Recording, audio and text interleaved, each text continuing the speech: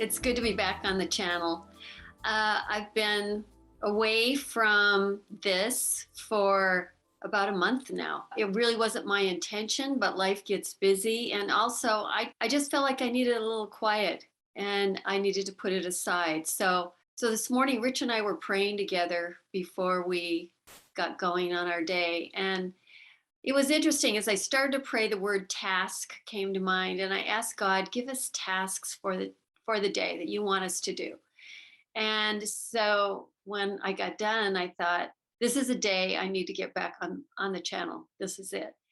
I started doing my devotions, and the devotion today from Streams in the Desert for August 31st, I felt like was just so appropriate for the world right now and for what I am going through personally as well.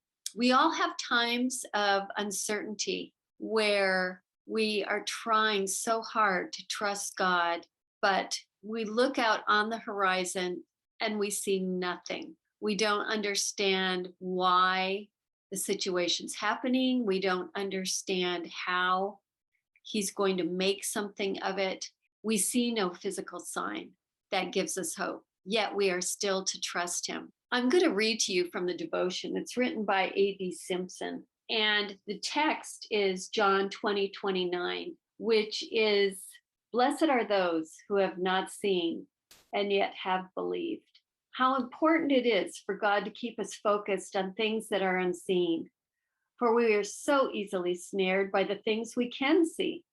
If Peter was ever going to walk on the water, he had to walk. But if he was going to swim to Jesus, he had to swim. He could not do both. If a bird is going to fly, it must stay away from fences and trees, trusting the buoyancy of its wings. And if it tries to stay within easy reach of the ground, it will never fly very well. God had to bring Abraham to the end of his own strength and let him see that with his own body, he could do nothing.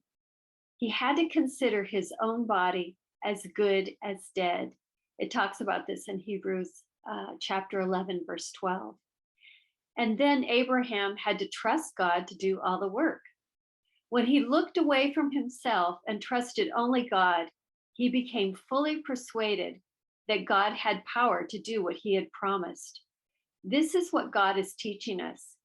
And he has to keep results that are encouraging away from us until we learn to trust him without them.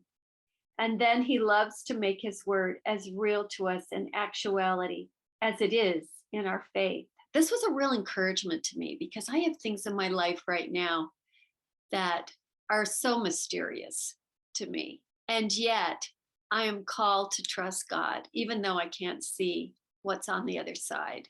This background that I'm using today is a local scene.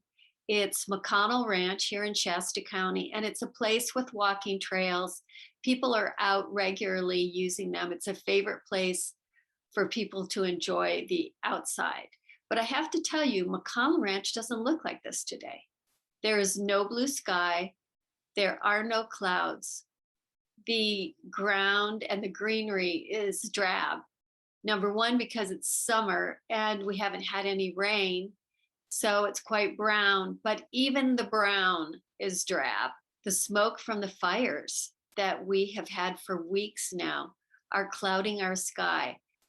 We are spending very little time outside. The air quality is so bad. And I'd normally be recording outside, but there was just no way that I should be doing that today. This is one of those situations. I mean, we're basically in a famine. We're in a famine of the lack of clean air.